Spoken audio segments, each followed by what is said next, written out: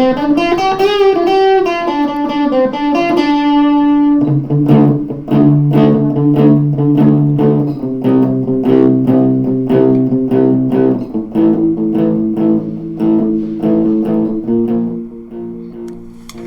a todos, meu nome é Augusto Lame Penteado, eu tenho 22 anos e sou host do ClimaCast, o podcast sobre ansiedade climática. Estou falando diretamente da Universidade de Uniriter, Campus FAPA, no Rio Grande do Sul, em Porto Alegre.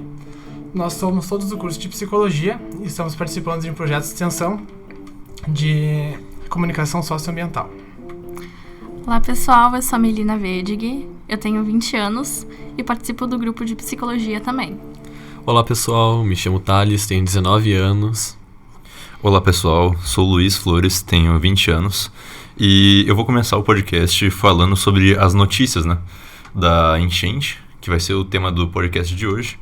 E eu acho uma boa a gente começar falando sobre a data de início, que foi dia 27 de abril de 2024. A gente teve aí uma das piores enchentes já marcadas na história. Ela afetou inicialmente as áreas de Canoas, Novo Hamburgo e Porto Alegre, Então não foi uma área só que foi afetada, mas foi uma grande parte da região do sul. A gente teve enchentes em outros anos também que foram sucessivamente batendo seus recordes.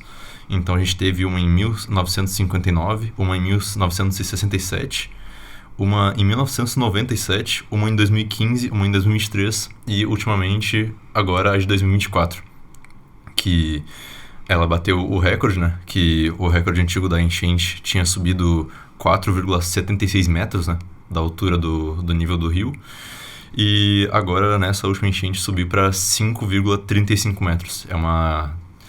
É uma enchente que foi bem significativamente mais dificultosa de lidar com a do recorde passado. Então a gente vai falar aqui sobre os traumas que isso deixou, a maneira com a qual isso afetou a mente das pessoas, como que as pessoas lidaram com isso, como que todo mundo se juntou e se uniu para, enfim, tentar combater isso. E infelizmente pessoas que também se rebelaram, tentaram tomar proveito dessas situações. A gente teve aí uma reconstrução de 4.000 casas, aproximadamente, da enchente. Foi um total de mais de 50.000 casas que foram atingidas. A gente recuperou até o momento, um ano depois, 4.000 delas. A fonte da qual eu tirei isso foi o do GZH, uma matéria bem legal que fala sobre os bens materiais que foram perdidos, na enchente.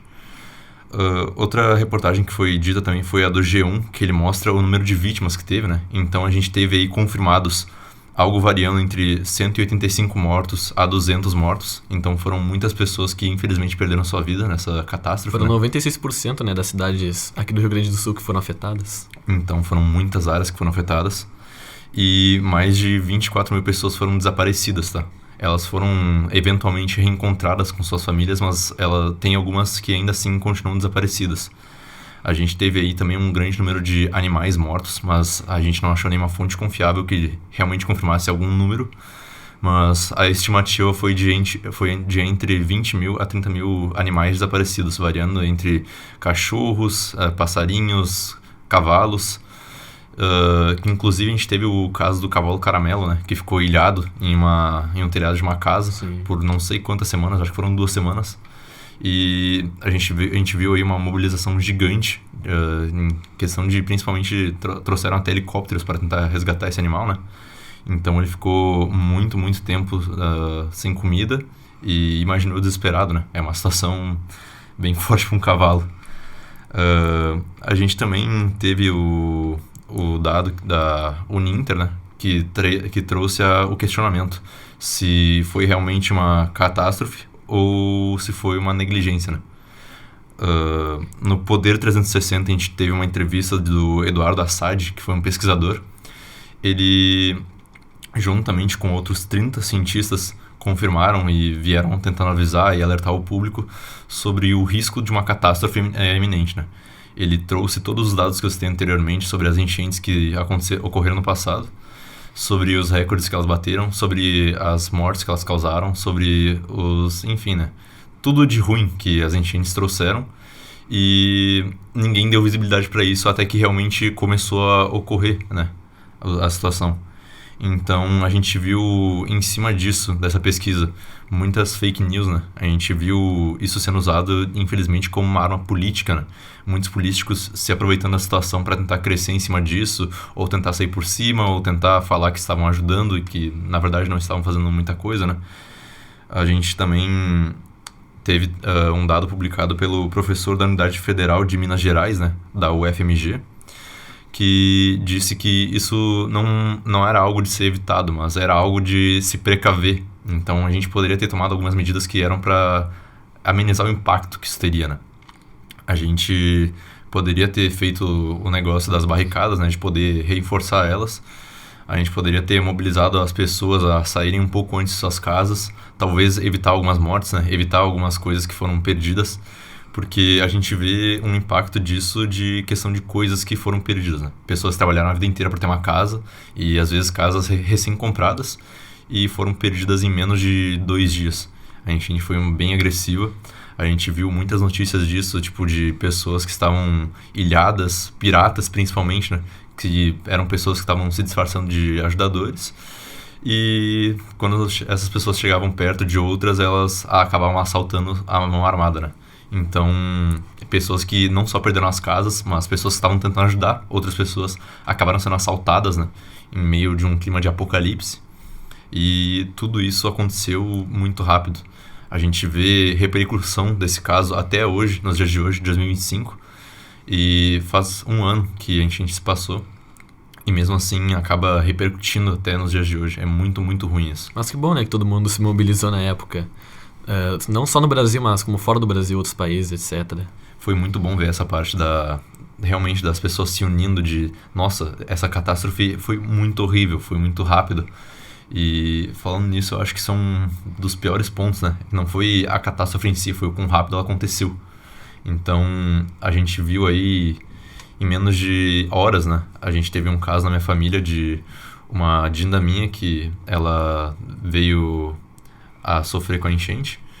E logo em seguida que ela... Foi o tempo de ela sair de casa, levar os itens essenciais. Na hora que ela voltou, a casa dela estava totalmente debaixo d'água, né? Foi muito, muito rápido. Não, é verdade. A enchente tem, como você disse, dados que mostram que a mudança climática que já estava acontecendo no planeta contribuiu para que ela acontecesse, mas também uma incompetência, né, dos nossos políticos de não fazerem nada antes, desde a enchente de 1941 que ocorreu. Então, as mudanças climáticas que vêm acontecendo no nosso planeta, que são mudanças muito bruscas de temperatura, uma hora tá quente, uma hora tá frio, tem muita chuva acontecendo, principalmente ano passado, antes de acontecer as enchentes, choveu 3, 4 dias seguidos, mais ou menos, e depois que veio a catástrofe, pelo despreparo que nós tivemos e também por essa mudança brusca de temperatura, por essas altas chuvas que aconteceram, que foram influenciadas. Então, no mundo está ocorrendo, principalmente no Brasil, uma grande seca, um grande frio, principalmente aqui no Rio Grande do Sul também. As temperaturas, uma hora elas sobem muito, uma hora descem, tem essa mudança brusca. O inverno ano passado, ele perdurou mais ou menos até final de novembro, que não era para acontecer, já era período de primavera. Então, na Europa, como por exemplo, países como o Canadá estão cada vez mais quentes, países frios, Estados Unidos também, que eram para ser países mais frios, estão cada vez mais quentes, por causa dos efeitos de estufas que estão acontecendo, dos postos de combustão, que fazem com que o dióxido de carbono vá para a atmosfera, fazendo com que o planeta ele fique mais quente, ele tenha esse estufamento. Então, as altas secas, as altas chuvas que acontecem, as altas enchentes de tsunamis,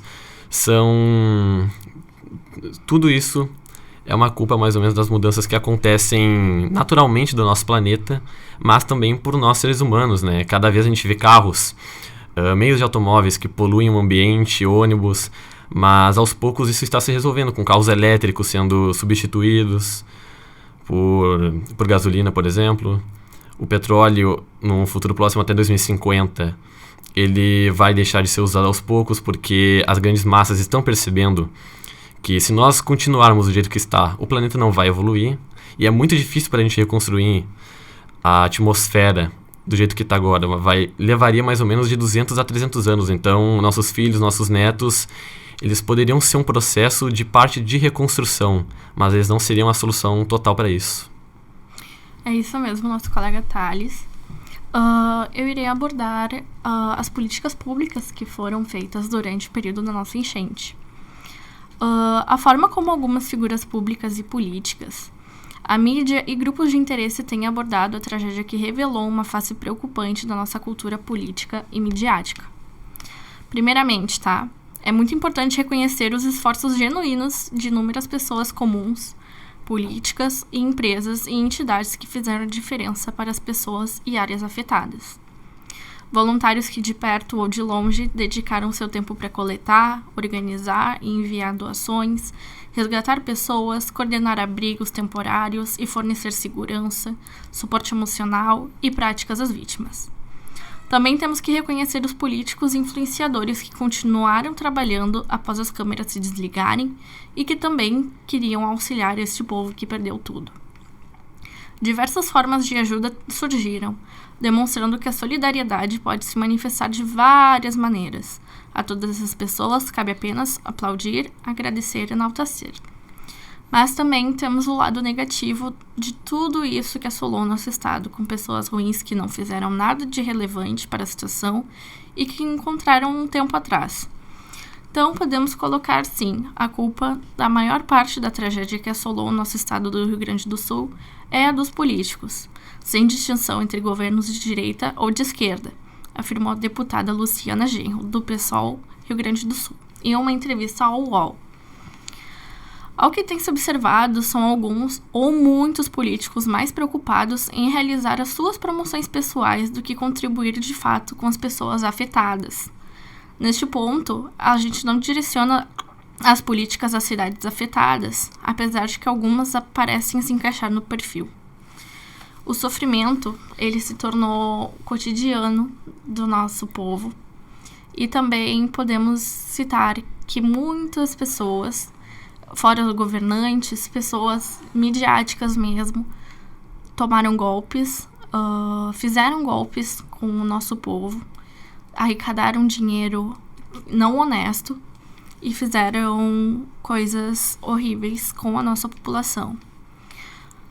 Conforme a Luciana Genro, o que ela falou foi que os recursos destinados para a defesa civil e mitigações dos problemas climáticos foram muito ínfimos.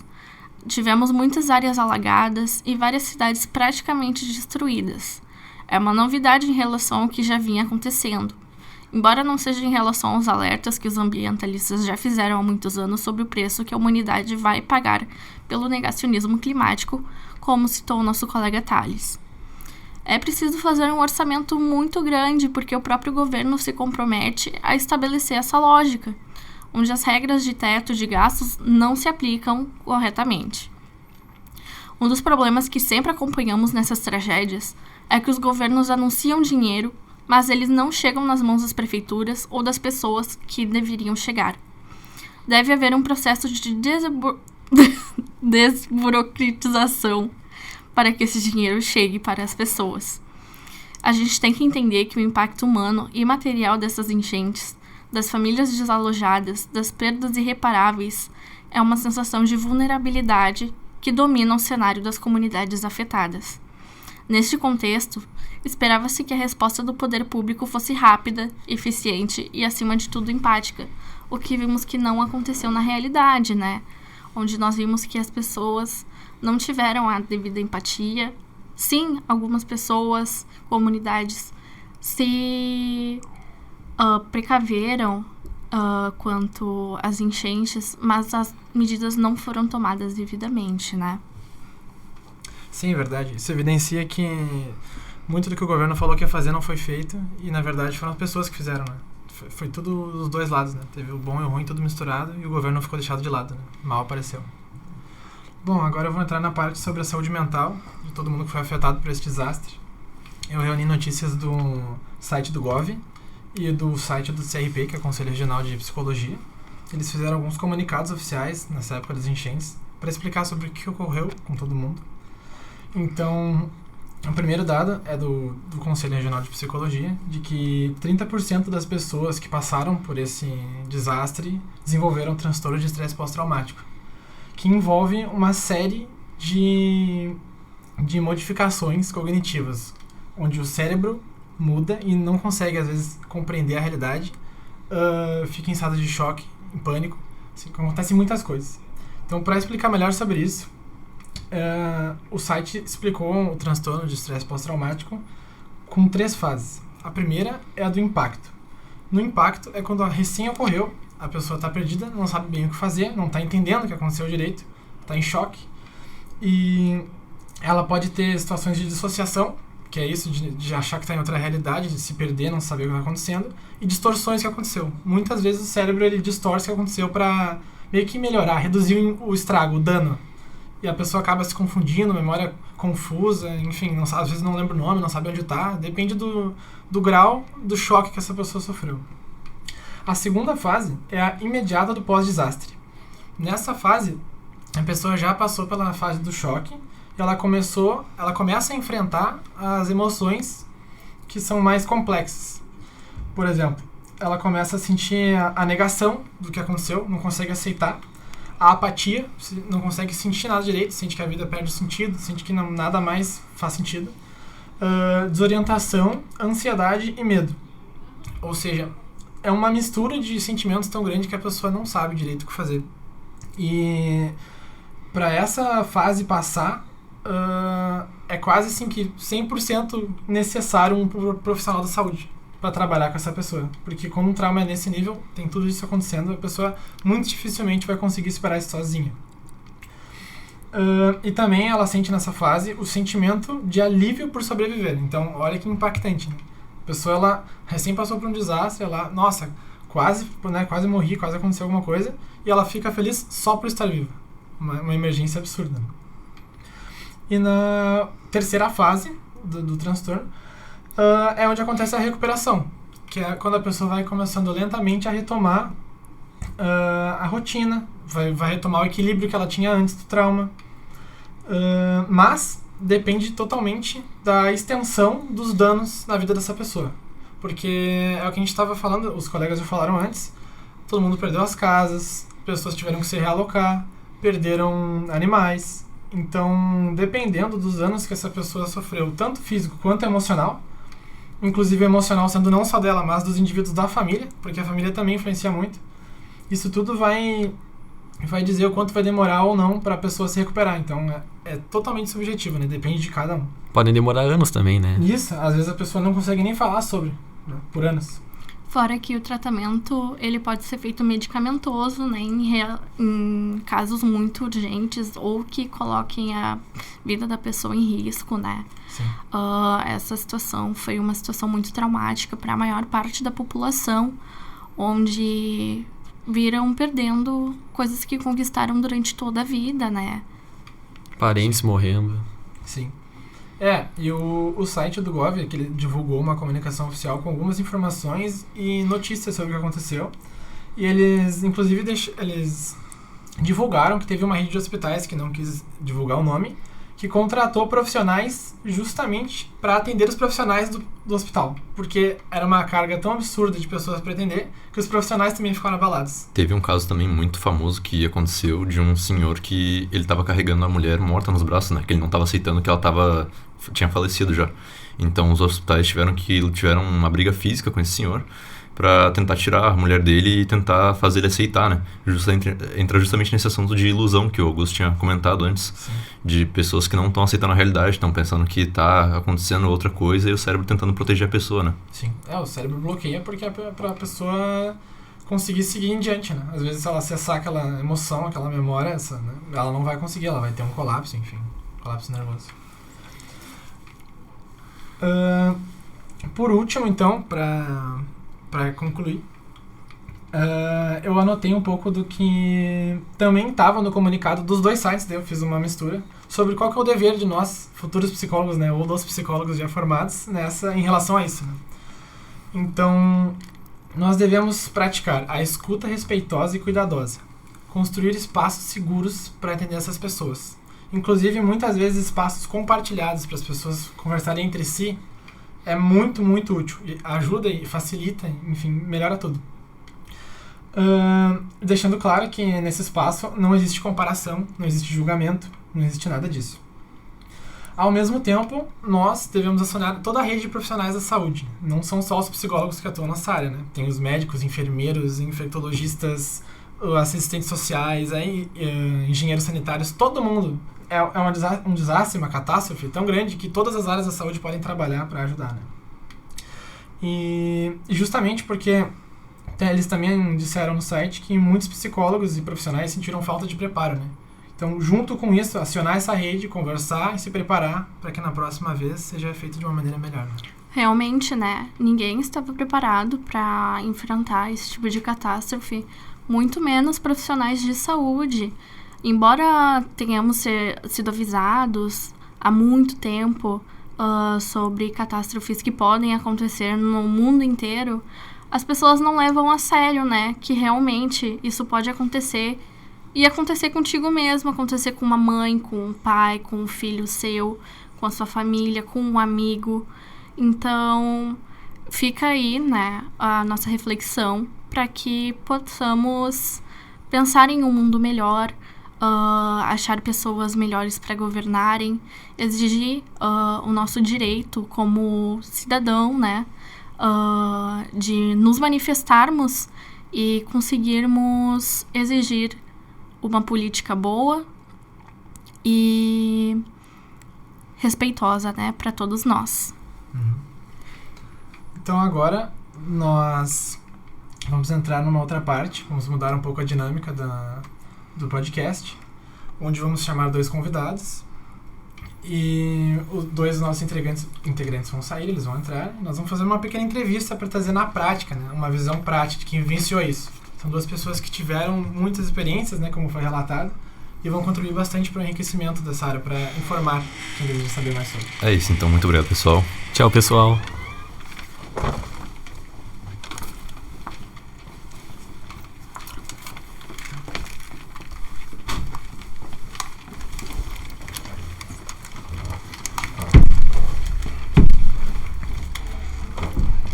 Então, agora chegamos nossos convidados, né? Chegaram eles. Uma das convidadas é a minha mãe. Pode se apresentar. Oi, pessoal. Meu nome é Maureen Vedig. Eu tenho 52 anos. Pode se apresentar também outro convidado, por favor? Tudo bom, pessoal? Meu nome é Fábio. Fábio Flores. Eu tenho 45 anos. Certo. Começa então? Pode começar. Então, a primeira pergunta que a gente preparou foi... claro, o nome vocês já apresentaram, mas onde vocês moram, um bairro, pra gente ter noção de onde vocês experienciaram essa catástrofe, né? Então, eu moro no bairro São João, certo. Há pouquíssimas quadras, onde é o viaduto onde saíam os jet skis e os caiaques, onde foi feito todos os resgates. Certo. A gente mora no bairro São Sebastião, também há poucas quadras ali da Sertório, onde ficou o limite da enchente. A gente foi bem afetado por aquela situação do dique, que veio aquela informação de que rompeu o dique, não tinha rompido o dique. Ficou aquele pânico no condomínio de se nós vamos ter que evacuar ou não. Sim. Então... Sim. Eu passei por uma situação que um apartamento que eu morava, a água começou a chegar, mas não inundou. Então era isso, era todo mundo falando, será que a gente sai, será que não sai? Era um desespero, né? Então outra pergunta é... Como vocês foram afetados pela enchente? Foi diretamente, indiretamente e de que forma foi isso? A minha casa não foi afetada diretamente. A água ficou a 1 quadra ali de casa. Como eu moro na Honório, a água chegou ali até na minha parte, ali na Dona Sebastiana. Ficou um pouquinho antes desses Brasil. Mas aquela coisa de repente vai subir, sai, não sai, fica, não fica. Né? Eu moro no 3º andar. Eu digo, bom, 3º andar não vai vir a água até aqui.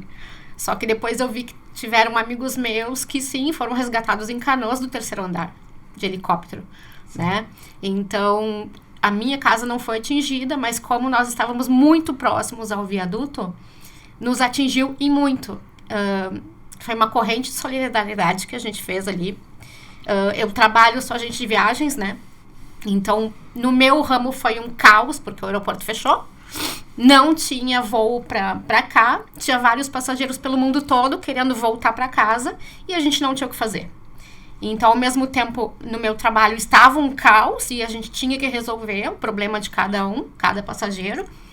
E, ao mesmo tempo, eu estava muito próximo ao viaduto, que foi o posto que fizeram, vamos dizer assim, de resgate, de coleta, de tudo. Então, para mim, me atingiu muito na questão emocional. Tipo, antes de começar o trabalho, eu ia até o viaduto, levava mantimento, levava roupa, dava o meu horário de intervalo, eu ia de novo. E muitas vezes, à tardinha, quando, né, às vezes eu estendia um pouco mais trabalho, enfim, eu ia de novo. Então, eu meio que surtei, vamos dizer, entre aspas, porque eu vivi a enchente muito intensamente, no meu trabalho e perto de mim. Então, todo mundo, a gente via o pessoal ali pela Cis Brasil com um saco de lixo, com um animalzinho na mão, até com os bichinhos, sem nada, com meia dúzia de roupas, assim, sem comida. Então, a gente começou a meio enlouquecer junto. A gente teve... E por mais que a gente fizesse, por mais que eu achasse que eu tava fazendo, no fundo, eu achei que eu não tava fazendo nada ainda. E aí, tu vê os políticos não fazerem o que eles precisavam fazer, é muito doído pra gente. Sim. Porque eles não estão na linha de frente, eles não foram pra linha de frente. Quem foi pra linha de frente foi pessoal civil. Eu vi muita gente, pessoas ricas, estacionando jet ski ali no Bourbon mesmo, teve um estacionamento ali para ir pela Sertório, para ir pelo viaduto ali por baixo mesmo, para resgatar. Vi muita gente pobre ajudando, que não tinha o que comer ali naquela função de todo mundo junto e dividindo o pouco que tinha. Sim. E eu vi os políticos não fazerem quase nada. É complicado mesmo. A gente foi afetado diretamente, não na questão da moradia, mas eu trabalhava no aeroporto, então a gente acompanhei todo aquele início da enchente, primeiro com aquela preocupação de alguns funcionários sendo afetados, os que moram nas áreas mais dentro da enchente, digamos assim. Depois uma questão de profissional mesmo, de não estar chegando insumos para a gente vender no aeroporto. Depois o aeroporto sendo afetado pela enchente, sendo alagado e tendo que evacuar os funcionários do aeroporto às pressas. E aí depois o aeroporto completamente tomado. Alguns parentes próximos, irmão, sogro, perdendo a casa toda, uma questão da enchente. Tive que fazer resgate de funcionário meu que morava próximo à arena e ficou preso, não tinha como sair e não tinha contato com ninguém, a não ser, o último aviso foi pra gente, não vou, tô preso em casa. E a família perdeu o contato e a gente teve que fazer uma operação de resgate lá, sem ter barco, só contando com os voluntários que estavam chegando lá com os barcos. Sim. Então, e aí após isso, a enchente vem com aquele atingimento financeiro, né? Porque o aeroporto fechado, acabamos perdendo o emprego todos. Sim. Do aeroporto, então tem esse baque também de teu irmão perde a casa, teu sogro perde a casa e o carro, tu perde o emprego, como é que vai ser essa reconstrução da própria vida? Sim. Então tem todas essas inseguranças que acabam trazendo para cima da gente. Sim, é um caos geral, né? Não é individual. Todo mundo se afetou junto, né? Exatamente. E ver o que o outro sofreu, às vezes piorou pra ti, né? Tu olha, o outro se assusta mais ainda. É. Sim, teve um caso até naqueles primeiros dias que acabou faltando luz, faltando água ali no meu edifício, aconteceu, na minha rua aconteceu. Então foi um caos porque a gente tinha que trabalhar, no meu caso eu tinha que estar trabalhando, não tinha luz em nenhum lugar onde eu tivesse contato com pessoas, eu não conseguia chegar a muitos lugares. Então teve um domingo, porque a gente trabalhou direto, teve um domingo, eu moro muito próximo ao Bourbon. Então o banheiro feminino do Bourbon se transformou num local onde, sei lá, 30, 40 pessoas, nós fomos comprar aquelas coisas pra colocar cabo de notebook, e todo mundo carregando, e todo mundo enlouquecido, ninguém conseguia falar com o irmão, não conseguia falar com o parente, e, assim, eu cheguei a tirar uma foto do caos que foi aquilo, pra eu lembrar que cada um se emprestou um pouquinho, cada um, não, agora tu carrega, tu tá com 10% de bateria, carrega, não, agora eu preciso falar com meu filho, posso ligar, então foi tudo uma condição de solidariedade entre uns e outros ali, e ali não teve gente, assim, ou rico ou pobre. Foi todo mundo junto. Ninguém te perguntou, ninguém te viu, te olhou mal, te olhou... Ai, não. Foi todo mundo igual. Então, isso serviu, eu acho que a parte da enchente, para a maior parte das pessoas, gerou uma solidariedade, uma empatia muito grande. Uma valorização do outro. Porque no dia a dia a gente perde isso. A gente acaba perdendo. Né? A gente trabalha muito, a gente corre muito. E a gente tem que olhar, assim, um pouco pro outro, porque o outro precisa, né? Então... Não todas as pessoas, eu digo, né? Algumas pessoas eu tenho contatos meus que realmente a enchente não gerou nada. Não serviu pra nada. Mas a maioria, graças a Deus, eu acho que conseguiu fazer um trabalho bom, sabe? Fábio, eu gostaria de perguntar como que tu se sentiu emocionalmente durante e após as enchentes. Foi um misto de emoções, de altos e baixos, digamos assim. Como as coisas foram acontecendo paulatinamente e uma em cima da outra, a gente não teve muito tempo para se preocupar com a própria sensação. A gente acaba externalizando isso para as pessoas próximas. Então, acho que a minha fortaleza foi: estou bem, meus próximos estão bem. Então, não vou me preocupar com a minha situação, vou preocupar em ajudar os que estão muito mal. E aí, diante disso, tu acaba ocupando a mente com: vou tentar arrecadar mantimentos e suprimentos e colchões. Vou tentar fazer com que isso chegue até as pessoas que precisam. Vão ajudar a resgatar as pessoas que estão no meio da enxentilhadas, sem comida, sem... E ao mesmo tempo a gente vê no meio disso, tu tentando fazer coisas que tu acha que são boas, muita gente fazendo coisas que são ruins. Pô, tu tá tentando arrecadar mantimentos de pessoas que ajudam, que estão dispostas a doar, e tu tá vendo gente que não precisa invadindo o supermercado que tá parcialmente alagado para roubar cerveja. Tu tá vendo coisas que são um absurdo. E às vezes isso não está ligado à condição social das pessoas. Eu lembro de uma cena muito interessante. A gente foi levar colchões no bairro Santa Fé para uma família que não tinha sido afetada, mas estava abrigando pessoas que perderam a casa. E era uma região dominada pelo tráfico ali. Então, para entrar de carro, eu lembro que a gente parou na esquina, o pessoal nos abordou: onde vocês vão? Não, é doação. Daí eles gritam assim: doação, doação, doação. E aí eles permitem a tua entrada com o carro em ruas que o carro quase não passava. Sim. Então, tu vê que o poder público talvez não pudesse chegar ali, porque já tinha perdido o controle daquela região. Mas é interessante como as pessoas pobres se ajudaram muito. Então, falei do sogro que perdeu a casa e o carro. A casa ainda nem tinha sido recuperada, mas o bairro, meu irmão morava em Cachoeirinha, que foi afetado porque uma bomba d'água parou. Assim que ela se restabeleceu, ele secou. E aí meu sogro, que não tinha nada, falou: não, vamos lá ajudar a tirar o entulho de dentro de casa. Aí ajudou a casa do meu irmão, ajudamos as casas próximas. Então isso aflorou sim coisas ruins nas pessoas ruins, mas nas pessoas boas aflorou muitas coisas boas. E a gente viu muito que as pessoas boas são a maioria. Graças a Deus, acho que isso que é... Que bom. Com toda certeza. Eu gostaria muito de perguntar para vocês como vocês se sentem quando começa as chuvas fortes, a previsão do tempo, se vocês se sentem ansiosos, se vocês sentem uma insegurança. Eu sou uma daquelas pessoas que acompanha a previsão do tempo todos os dias, praticamente. Depois da enchente, mais ainda. Quando começa a chover, me gera uma ansiedade muito grande. Se chove mais que um dia, eu já fico pensando e... Aquele viaduto, pra mim, todo dia que eu passo, nunca vai ser o mesmo. Nunca vou ver ele da mesma forma que eu vejo hoje. Com os ônibus passando, com os carros passando. Demorou muito tempo pra eu formar uma nova imagem daquele viaduto. Porque aquele viaduto, pra mim, era de resgate de pessoas, de animaizinhos, de... carro de exército, levando as pessoas para outros lugares. Então, até hoje, eu passo por ali, eu não consigo me desvencilhar dessa lembrança. Então, cada vez que chove muito, eu fico muito preocupada. E ansiosa, e parece que tudo vai voltar. Mas eu tento, né? Eu digo, não, aquilo foi uma coisa mais esporádica. Talvez um dia aconteça, talvez um dia não aconteça. Então, eu não posso, cada vez que chove, me demandar dessa forma. Então eu tento desvencilhar, mas é muito difícil. É uma coisa muito difícil pra mim, hein? Sim.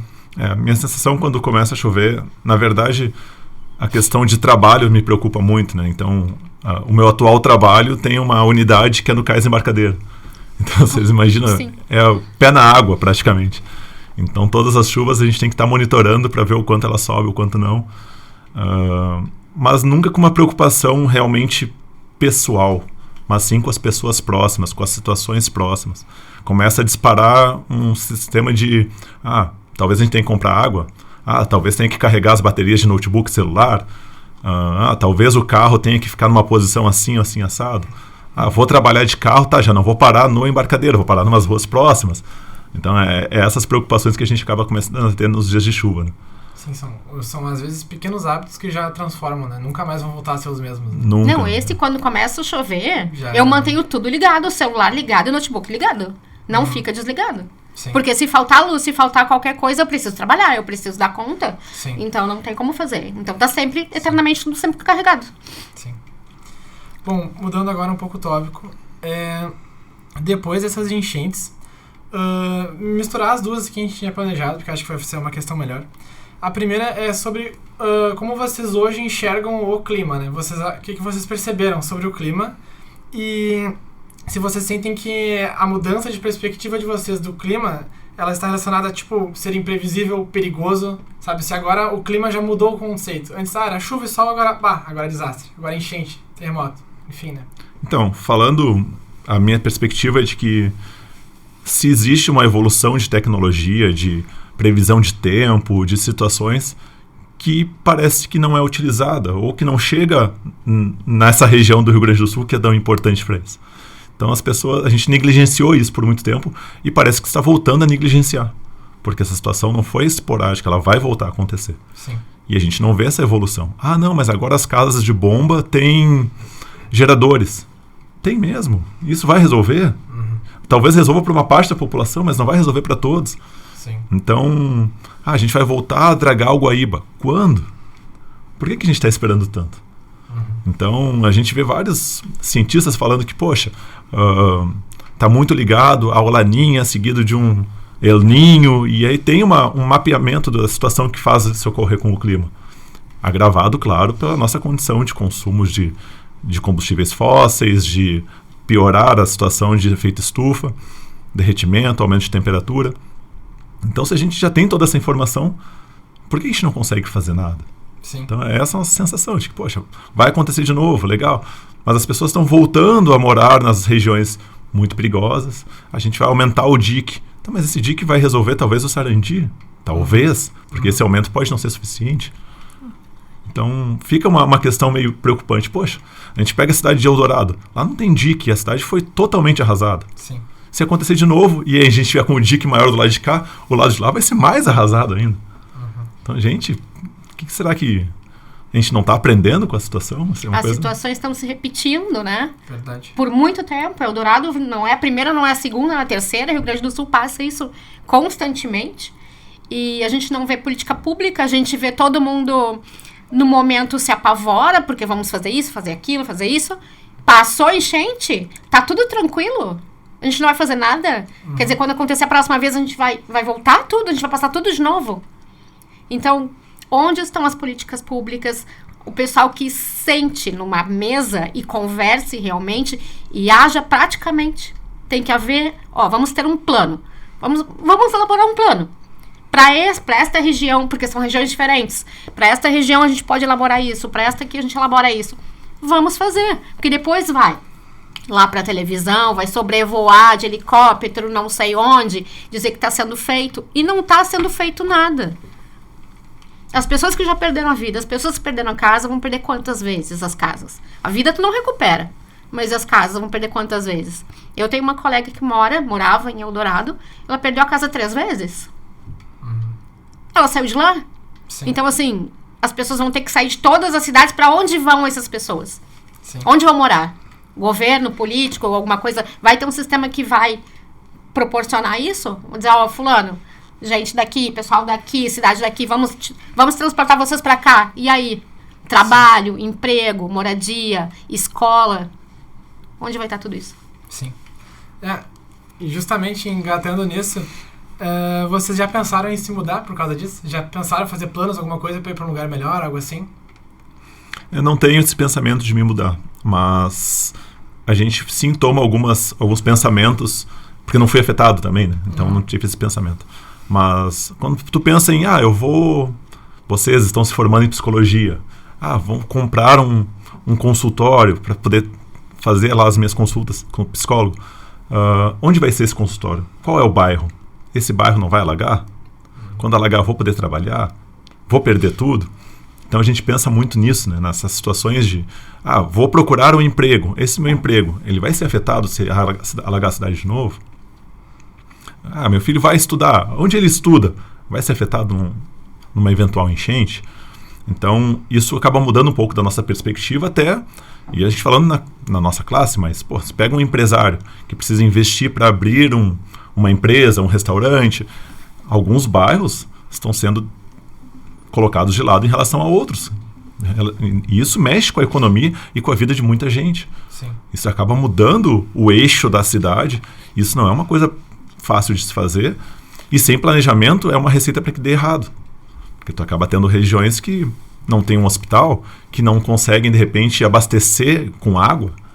Sim. Porque são regiões de muita subida, de regiões mais altas, enfim. Então, nada a ser feito nesse momento de planejamento dessa situação acaba deixando a gente mais preocupado em relação ao futuro da cidade em si. Mas não me leva a consideração de mudar de cidade. Sim. Mas sim mexe algumas coisas no nosso cotidiano de vida. Eu também não pensei em me mudar de casa porque eu não fui atingida. Mas se eu tivesse sido, talvez eu considerasse isso, né? A agência onde eu estava trabalhando também não foi atingida. Então, mas nós ficamos online todas porque nós não tínhamos como chegar lá. A agência onde eu estava não alagou. Mas eu não conseguia chegar até lá. Então eu também não pude ir. Então nós ficamos todas online. E mudar de cidade também não considero por enquanto, mas é aquela coisa. Eu tive amigos que foram resgatados do 3º andar. Sim. Então eu digo, se eu me mudasse, vou mudar para um local alto. Mas o local alto também já teve problema. Então adiantaria me mudar, então vou para o 20º andar de algum edifício e vai me garantir alguma coisa? Talvez não, mas às vezes não é só a água, né? Exatamente. Às vezes a gente ficou quantos dias sem abastecimento de água potável? Sim. Quantos dias sem energia elétrica? Isso são coisas que acabam afetando mesmo quem não ficou dentro da água. Sim. Tu tem uma geladeira com sei lá quantos quilos de carne, tu acaba perdendo tudo. Sim. Com certeza. Então, tem pessoas que precisam de remédios, insulina refrigerada, e precisa de equipamentos para oxigênio, e faz como sem energia elétrica? Exatamente. Mas o supermercado que não tinha abastecimento, não tinha água, depois limitaram, né? Eram 5 litros de água por pessoa. 5 litros de água por pessoa numa família grande, quanto é por dia? Não dá Chega? quase nada. Né? Não chega. Não existe Pouquíssimo. isso. Então, são vários fatores que vão influenciar tudo isso, né? Sim. Agora sobre o apoio e enfrentamento. Vocês receberam algum tipo de apoio psicológico, social ou comunitário após as enchentes? Viram alguém tendo que ter o apoio psicológico, Sim. comunitário? Muitas colegas minhas, essas que foram resgatadas, uma acabou não tendo apoio psicológico, não tinha psicólogo, tudo, a outra teve. Mas eu acho imprescindível. Eu digo assim, terapia deveria ser obrigatório todo mundo fazer. Eu já parto disso aí. E não é por questão de isso ou aquilo. Eu acho que uma pessoa, um profissional que está habilitado a te ajudar a tu enxergar coisas que às vezes tu não enxerga. Teu filho, teu marido, tua esposa, teu primo, tua tia, tua mãe não enxergam. E às vezes enxergam e não vão te falar, para não causar alguma coisa, né? Algum constrangimento, alguma coisa. Então eu acho muito importante ter um profissional para te ajudar. E nessas situações, muito mais ainda. Seja para criança, seja para adulto, porque criança também foi impactada com isso. Criança viu também tudo que a gente passou, elas passaram um nível maior porque elas não têm esse entendimento que a gente tem. Então, para mim deveria ser obrigatório. Deveria ter uma política pública para começar, de obrigatoriedade, de ter psicólogo, que fosse uma vez por semana, uma vez a cada 2 semanas, porque eu sei que o sistema público não vai conseguir atingir todo mundo conforme precisa, mas teria que ter sim um acompanhamento psicológico para todo mundo, né? E dali tendo outras oportunidades, outros profissionais, mas o psicólogo eu acho que hoje em dia é fundamental.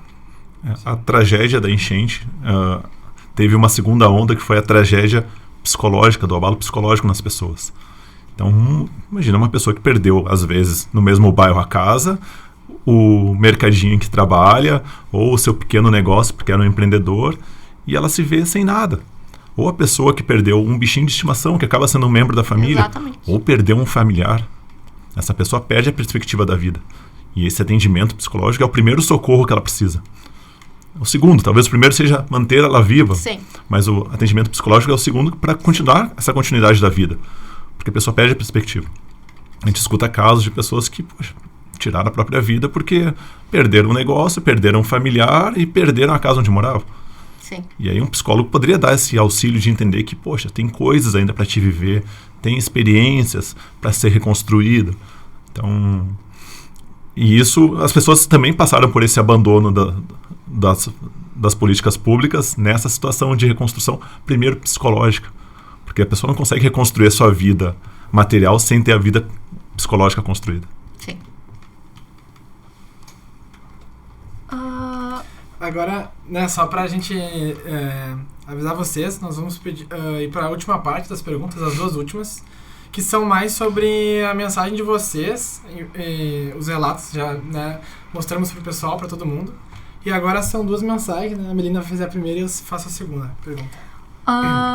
O que você gostaria que as pessoas de outras regiões entendessem sobre o que vocês passaram? Pergunta difícil para colocar. Eu acho que esse entendimento, eu acho que só quem passa, que sente e que vai entender. O que a gente poderia passar é... o sentimento eu não vou conseguir passar, mas tentar conscientizar essa pessoa de outra região, de outro estado do Brasil, de fora. Que sim, que persiga, que peça as políticas públicas, que peça, que exija dos governantes, que eles façam o que precisa fazer. Uma cidade tem que ter um plano bem elaborado. E eu digo isso para todos os setores. Quanto enchente, ou que seja quando for uma seca, tem que ter um plano. O que a gente pode fazer é conscientizar essas pessoas de que vamos tentar votar no melhor, vamos pensar e refletir, porque tem muita gente que diz, não gosto de política, não quero pensar, vou votar em branco, vou votar nulo, não gosto de ninguém. Assim, alguém vai ser eleito. Então, que seja a pessoa que tu acha que seja menos pior. A que tem alguns valores, a que tem algum plano de governo mais sério, porque a gente tem passado por tanta coisa, tanto tempo. Eu acho que quem sofre é sempre o povo. Não é o pessoal que tá lá. Porque eles se reconstroem, eles voltam, e eles continuam no mesmo lugar deles, sem fazer o que precisa ser feito. Eu acho que a gente pode passar para essas pessoas é uma conscientização. Eu passei isso, mas tu não precisa passar. Se acontecer na tua cidade, se tiver tudo certinho, elaborado, tranquilo, tu não vai passar isso. Porque o clima ninguém pode prever. A gente passou aqui, outro dia vai passar em outra região, outro país, outro lugar. As pessoas passam. Então, o que a gente pode passar para elas é essa conscientização. Para que todo mundo junto a gente consiga... Poxa, é só ter uma cidade, um estado, um país que a gente possa viver bem. Viver, trabalhar, ter as condições certas. Acho que é o mínimo. Eu acho que a melhor forma de alertar as outras regiões que não passaram por isso é fazer um paralelo com a pandemia da Covid, que todo mundo passou. E para nós no Rio Grande do Sul foram duas crises, talvez do mesmo tamanho. A Covid, com milhares e milhares de pessoas morrendo, a gente passou disso, se reergueu um pouco e tomou o baque da enchente. Então, os outros estados, as outras cidades não atingidas devem pensar nisso. A Covid, a situação foi muito parecida. E ela pode acontecer. Com as mudanças climáticas, a gente não sabe qual vai ser o próximo vírus. A gente não sabe se semana que vem vai ter um tornado numa cidade que nunca teve. E é uma situação muito semelhante. Um tornado que derruba casas, que acaba derrubando a energia elétrica, que acaba parando as águas. Então, essa situação, a gente precisa ter preparação para situações extremas que vão acontecer. Então não achem que lá na cidade XPTO do interior de Santa Catarina ela está imune. Não. Daqui a pouco se forma uma nuvem, um tornado vem, uma ventania que nunca aconteceu e derruba tudo. Porque a última enchente aqui foi lá em 1941, numa proporção parecida, porque essa foi maior. E eu tenho certeza que a próxima vai ser maior. Então, essa preocupação que as pessoas têm que ter. Mas isso nunca aconteceu. A gente também achava isso. Algumas regiões as pessoas não saíram de casa porque falaram, não, a água aqui nunca chegou. E ela acabou chegando. Sim. Agora, para finalizar, o nosso colega Augusto vai fazer a última pergunta pra gente encerrar. Essa é mais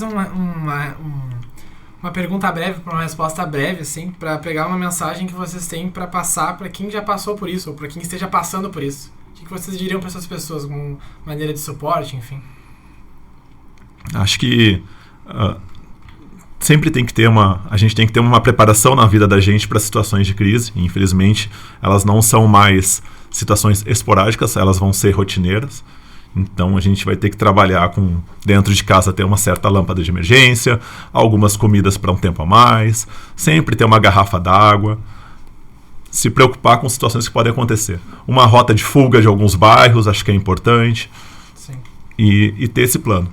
Nunca esquecendo também das pessoas próximas, porque às vezes a gente pensa muito na gente, que tem uma certa condição de física até, mas tem idosos que não têm, familiares próximos que talvez enfrentem alguma doença, ou crianças que precisam de uma assistência.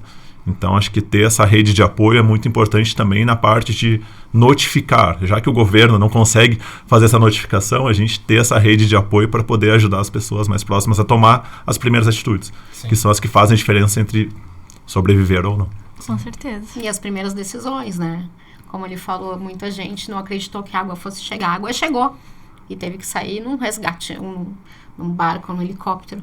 Sim. Então, o que a gente pode passar para elas é isso, a nossa experiência. Tentar se precaver o máximo que a gente possa, né? Como ele falou, ter uma água a mais, ter uma comida a mais, qualquer coisa a mais que a gente achar que, tá chovendo demais. Vem pra cá, pra casa, passa esse dia, amanhã se parar, tu vai pra tua casa. Então, um olhar melhor, um olhar mais atento nesse tipo de coisa e com as pessoas próximas, porque com a gente e com os próximos, né? Pra que, se acontecer de novo, com essa experiência que a gente já teve, que seja um pouco mais leve, se é que pode acontecer isso, mas que seja um pouco mais leve para todo mundo, né? Sim. Com certeza, nós gostaríamos então de agradecer pela presença de vocês, pelo debate, por tudo, viu? Verdade. Obrigado pela participação. Agradeço. Obrigado. Foi um prazer. Muito obrigada. prazer. Então... Não, então pra... Ele já cortou? Tu falou que... Então, pra finalizar, nós nos despedimos de vocês. Esse foi o episódio de hoje. Nos informamos sobre dados, tivemos 2 convidados. E até a próxima, pessoal. Até. Tchau, tchau.